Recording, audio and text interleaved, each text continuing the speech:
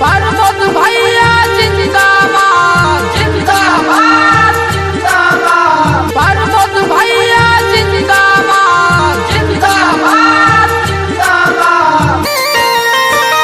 प्रमोद पासवान जी के भूलिया ना भैया हो, यही हाथिन मुखिया गरीब के, यही हाथिन मुखिया गरीब के। हम सब गरीबावन के पूरा करथिन सपना हो, हम सब गरीबावन के पूरा करथिन सपना हो, यही हाथिन मुखिया गरीब के, यही हाथिन मुखिया गरीब के।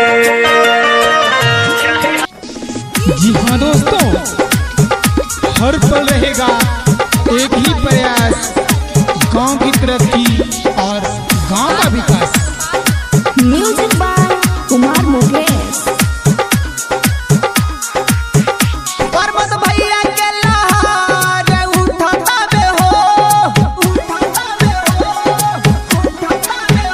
प्रमोद भैया के लहर उठता बे हो, सब विरोधियन के पसीना छूटता रहो।